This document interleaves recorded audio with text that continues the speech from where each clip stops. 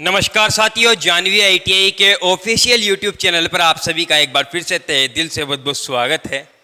तो साथियों, जैसा कि आप सभी को पता है कि डीसी मोटर हमारा लेसन चल रहा था, जो कि हम काफ़ी इम्पोर्टेंट हमारा लेसन ये है। और साथियों, जैसा कि हम सभी जानते हैं, सीरीज और शंट मोटर हमारी कंप्लीट हो चुकी है। आज की जो हमारी मोटर होने वाली कंपाउंड मोटर होने वाली है। कंपाउंड मोटर साथियों एक ऐसी मोटर है जिसको अगर आप पढ़ते हो तो सीरीज और शंट वैसे ही कंप्लीट हो जाएगी, है ना। तो अब आइए बिना देरी के शुरू करते हैं। और शुरू करने से पहले मैं आप सभी को बता दूं कि जो भी चैनल पर नया है, चैनल को सब्सक्राइब करके बेल आइकन को ऑन जरूर से कर लीजिएगा, ताकि ऐसी ही वीडियोस और भी अपडेट आप सभी तक सबसे पहले हम पहुंचा सके।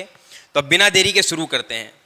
साथियों देखिए, आज मैं थोड़ा धीरे आराम से बोल रहा हूँ, ठीक है। आवाज़ मेरी वॉल्यूम वही है, लेकिन मैं बोल थोड़ी आराम से रहा हूँ, क्योंकि कई स्टूडेंटों ने कहा कि सर आप बहुत फास्टली पढ़ाते हो।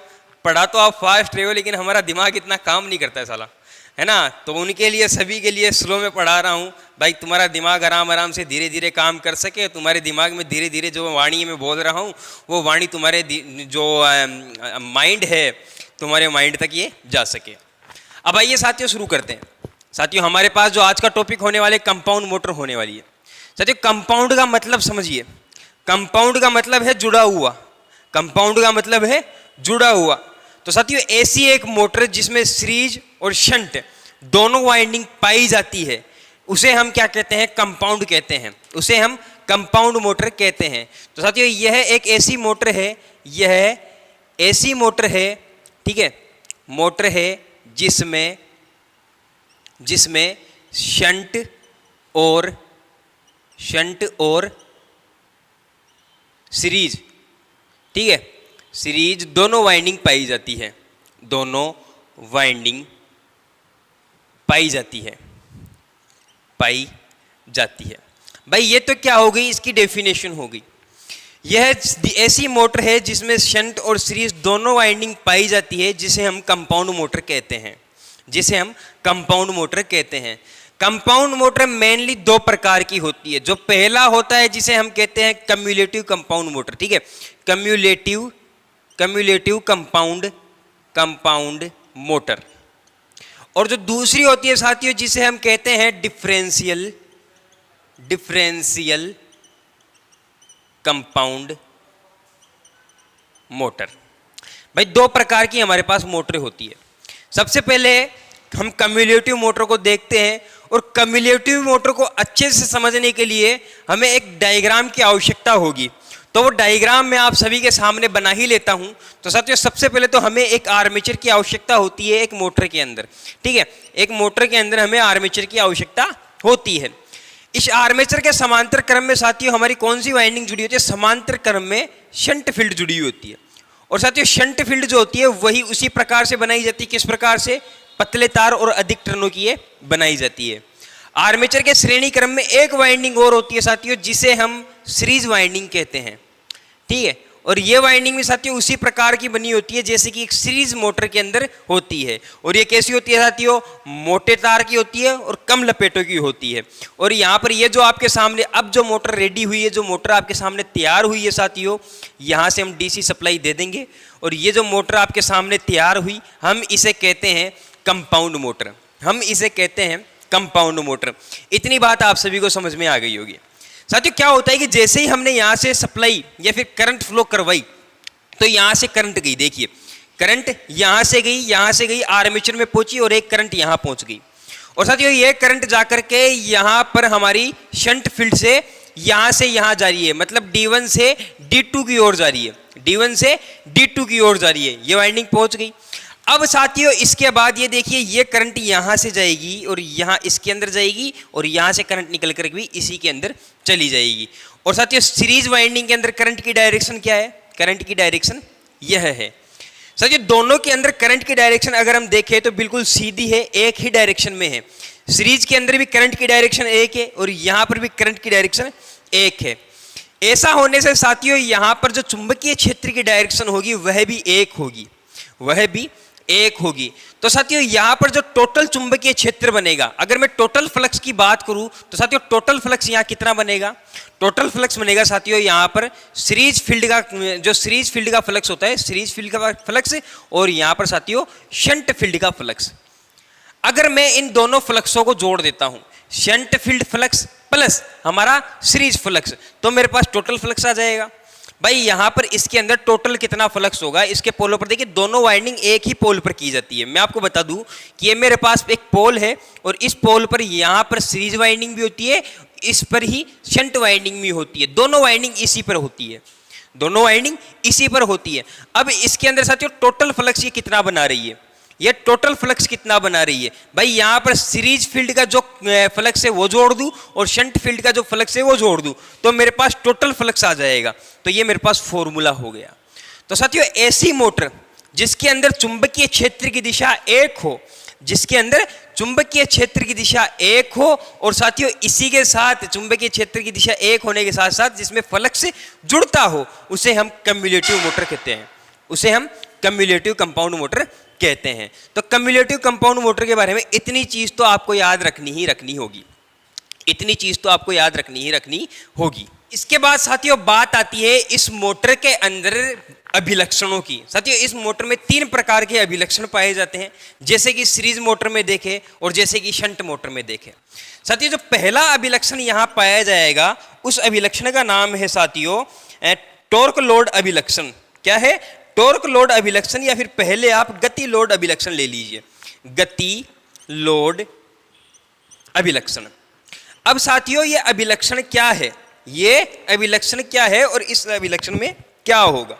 साथियों यहां पर क्या है कि ये गति और लोड के अंदर क्या संबंध रहेगा हमारी इस मोटर के अंदर, हमें इस अभिलक्षण में यह पता चलेगा। तो साथियों इस अभिलक्षण के अंतर्गत यहां पर क्या होगा साथियों, ये मोटरों का जो चुंबकीय क्षेत्र है एक ही दिशा में है, जुड़ने वाले स्वभाव का है, जुड़ने वाले स्वभाव का है। तो साथियों लोड बढ़ने पर क्या होगा कि यहां पर फ्लक्स बढ़ेगा, लोड बढ़ने पर यहां पर फ्लक्स बढ़ जाएगा। और साथियों अगर यहां पर फ्लक्स बढ़ गया तो आर्मेचर में लगने वाला टॉर्क भी बढ़ेगा, ठीक है, तो टॉर्क भी बढ़ेगा। अब अगर साथियों टॉर्क बढ़ेगा तो गति कम हो जाएगी, गति कम हो जाएगी, गति कम हो जाएगी साथियों। तो हम सीधी सिंपल सी भाषा में कह सकते हैं कि लोड बढ़ने पर क्या हो जाएगा साथियों, गति कम हो जाएगी, ठीक है, गति कम हो जाएगी। लेकिन साथियों याद रखना इतनी चेंज नहीं होगी गति, ठीक है, इतना परिवर्तन नहीं होगा। और साथियों इस मोटर को हम बिना लोड पर भी चला सकते हैं, बिना लोड के चला सकते हैं, बिना लोड के चला सकते हैं, याद रखिएगा इस मोटर को हम बिना लोड के भी चला सकते हैं। साथियों दूसरा जो अभिलक्षण यहां आता है वो आता है साथियों टॉर्क लोड अभिलक्षण, ठीक है, टॉर्क लोड अभिलक्षण। अब साथियों इस अभिलक्षण में क्या होगा, टॉर्क लोड अभिलक्षण में क्या होगा साथियों, इस अभिलक्षण के अंदर हम देखेंगे टॉर्क और लोड में क्या संबंध होता है। जैसा कि साथियों अभी अभी मैंने आपको बताया कि लोड बढ़ते ही, ठीक है, जैसे ही मोटर की शाफ्ट पर लोड बढ़ेगा तो लोड बढ़ते ही यहां पर भी करंट बढ़ेगा, ठीक है, लोड बढ़ते ही यहां पर करंट बढ़ेगा। और अगर साथियों करंट बढ़ेगा तो फ्लक्स बढ़ेगा, अगर करंट बढ़ेगा तो टोटल फ्लक्स बढ़ जाएगा, और साथियों अगर टोटल फ्लक्स बढ़ जाएगा तो टॉर्क बढ़ेगा, तो टॉर्क बढ़ जाएगा, और साथियों टॉर्क बढ़ जाएगा ना तो गति कम हो जाएगी, टॉर्क बढ़ जाएगा तो गति कम हो जाएगी। तो साथियों यहां पर टॉर्क में और लोड में क्या संबंध है साथियों, जब हमारा लोड बढ़ाया जाएगा तो लोड के साथ साथ टॉर्क भी बढ़ेगा, ठीक है, लोड के साथ साथ मतलब हम कह सकते हैं कि लोड समानुपाती टॉर्क होता है, लोड समानुपाती टॉर्क होता है। भाई सीधी सी बात है, शाफ्ट पर आपने क्या बढ़ा दिया, लोड बढ़ा दिया। अब लोड बढ़ा दिया तो उसको घूमने में ज्यादा जोर आएगा, और ये जो जोर आ रहा है और इसको जोर को जो घुमाने में जो बल लगाया जा रहा है इस बल को हम टॉर्क कहेंगे। तो लोड बढ़ाओ, घुमाने में बल ज्यादा लगेगा, और ये बल क्या कहलाता है, ये बल टॉर्क कहलाता है। तो इतनी बात हो गई। अब साथियों तीसरा जो अभिलक्षण है, इसके अंदर तीसरा अभिलक्षण आपको याद रखना होगा। इसका जो तीसरा अभिलक्षण है टॉर्क गति अभिलक्षण। क्या है? टॉर्क गति अभिलक्षण। ये टॉर्क गति अभिलक्षण क्या है साथियों? साथियों टॉर्क गति अभिलक्षण का मतलब है टॉर्क में और गति में क्या संबंध है, टॉर्क में और गति में क्या संबंध है। देखिए साथियों टॉर्क कब बढ़ रहा है, टॉर्क कब बढ़ रहा है, जब लोड बढ़ रहा है। और अगर लोड बढ़ रहा है ना भाई, टॉर्क कब बढ़ा, जब हमने लोड बढ़ा दिया, जब हमने लोड बढ़ा दिया। और साथियों लोड बढ़ रहा है तो यहां पर करंट बढ़ रहा है, तो यहां पर करंट बढ़ रहा है साथियों। और अगर करंट बढ़ रहा है तो साथियों फ्लक्स बढ़ रहा है, तो फ्लक्स बढ़ रहा है। और हमने देखना है यहाँ पर टॉर्क में और गति में क्या होता है। तो साथियों, और अगर फ्लक्स बढ़ गया तो चुंबकीय क्षेत्र की बल रेखाएं बढ़ गई, और चुंबकीय क्षेत्र की बल रेखाएं बढ़ गई तो इसको घूमने में, रोटर को घूमने में, आर्मेचर को घूमने में ज्यादा बल लगाना पड़ेगा। और अगर ज्यादा बल लगाना पड़ेगा और ये बल लगाया जा रहा है तो साथियों यहाँ पर फ्लक्स के साथ साथ टॉर्क भी बढ़ गया। भाई फ्लक्स हमने बढ़ा दिया तो टॉर्क भी बढ़ गया। तो साथियों इतनी बात तो समझ में आएगी कि टॉर्क क्यों बढ़ गया। अब साथियों टॉर्क बढ़ गया, आर्मेचर को घूमने में जोर ज्यादा आ रहा है। अब आर्मेचर को घूमने में जोर ज्यादा आ रहा है तो जोर आएगा, तब आप एक चीज बताइए मेरे को, गति कम होगी कि ज्यादा होगी? तो आप सीधी सी बात बोलोगे सर गति कम हो जाएगी। तो हम यहां पर ये कह सकते हैं कि टॉर्क बढ़ने पर गति कम हो जाएगी। ठीक है, तो टॉर्क बढ़ने पर साथियों गति क्या हो जाएगी? कम हो जाएगी। ये एक दूसरे के हमेशा व्युत्क्रमानुपाती होते हैं। ये किसके अंदर होता है साथियों? कंपाउंड मोटर के अंदर। ये किसके अंदर होता है? कंपाउंड मोटर के अंदर होता है। तो इतनी बातें आपको कंपाउंड मोटर में याद रखनी है। और कंपाउंड मोटर कौन सी साथियों? Cumulative compound motor.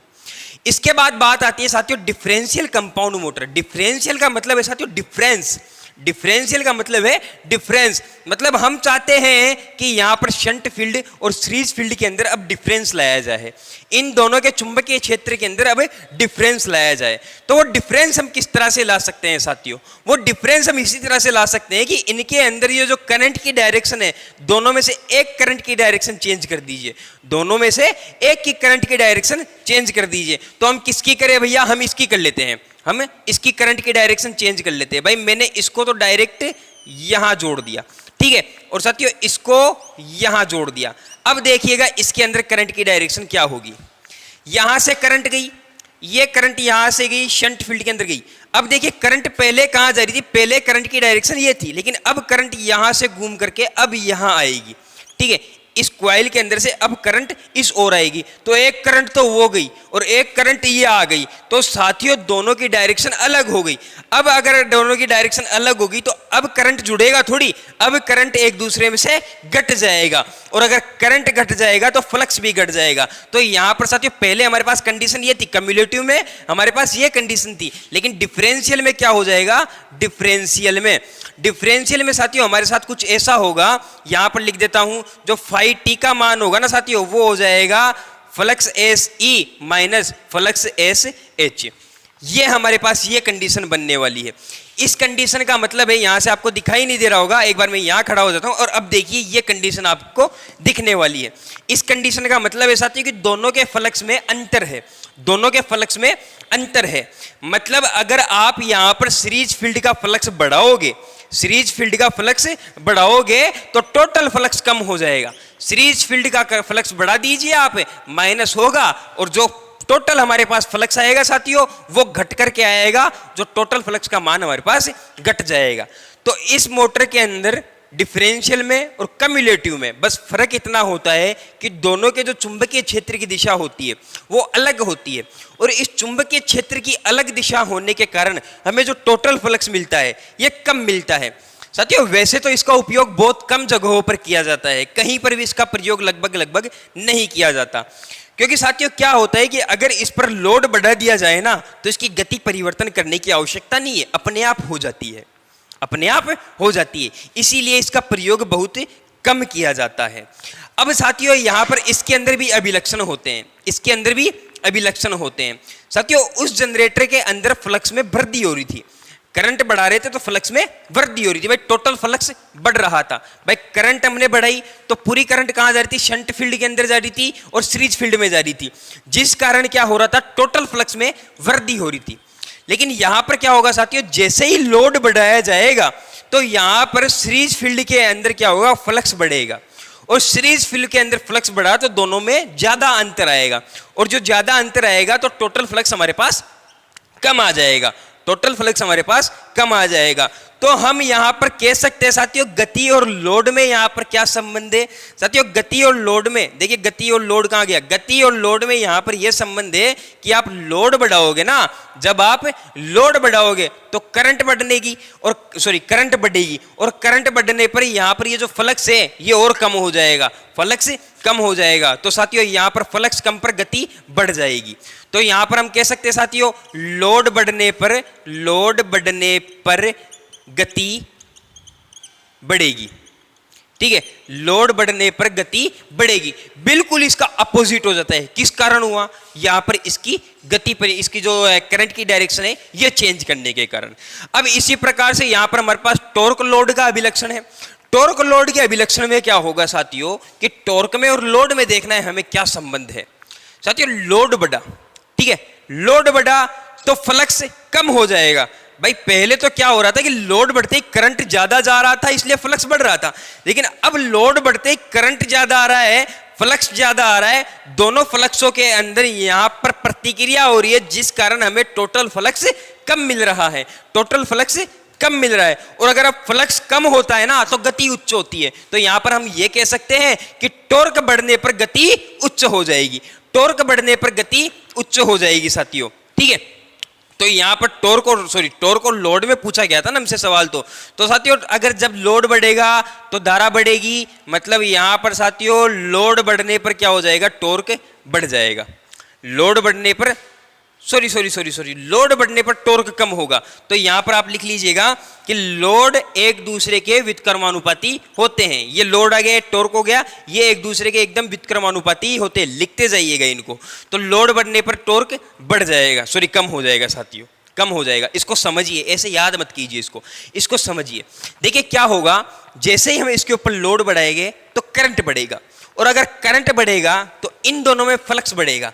और साथियों हम ये जानते हैं कि दोनों फ्लक्सों के अंदर अंतर है, माइनस है, दोनों फ्लक्सों में अंतर है। तो हमारे पास जो टोटल फ्लक्स निकल करके आएगा वो कम आएगा, वो परिणामी फ्लक्स हमारे पास कम होगा। अब अगर साथियों परिणामी फ्लक्स कम है तो टॉर्क कम लगेगा। भाई फ्लक्स कम हो गया तो टॉर्क अधिक हो गया, और ये किस कारण हुआ? भाई लोड में वृद्धि हुई, इसीलिए तो हमारे पास टॉर्क कम हो गया। तो ये एक दूसरे के व्युत्क्रमानुपाती हो जाते हैं। अब इसी प्रकार से तीसरी बात आती है टॉर्क और गति अभिलक्षण। टॉर्क और गति अभिलक्षण। साथियों यहां पर टॉर्क और गति में क्या संबंध होता है? टॉर्क और गति में कुछ संबंध नहीं होता। टॉर्क और गति में यही संबंध होता है कि जैसे ही लोड बढ़ाया जाएगा वैसे ही टॉर्क कम होगा, और अगर टॉर्क जहां कम होता है ना तो वहां गति बढ़ जाती है साथियों, वहां गति बढ़ जाती है। तो टॉर्क कम होगा साथियों, गति बढ़ेगी, ठीक है, गति बढ़ेगी। एक सेकेंड, टॉर्क बढ़ेगा, ये हो गया, हाँ गति बढ़ेगी। बात आप सभी को समझ में आ गई होगी। तो साथियों ये तो है इसके अभिलक्षण, इसमें आपको कोई समस्या नहीं होगी।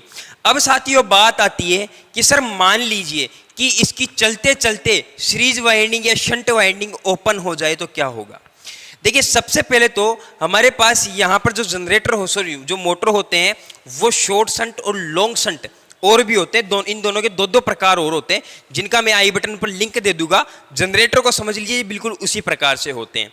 लेकिन फिर भी मान लीजिए कि अगर शंट वाइंडिंग यहाँ से ओपन हो जाए तो अब ये हमारी मोटर सीरीज वाइंडिंग के भांति काम करेगी, और अगर इस पर लोड नहीं है ना साथियों तो इसकी गति हाई हो जाएगी।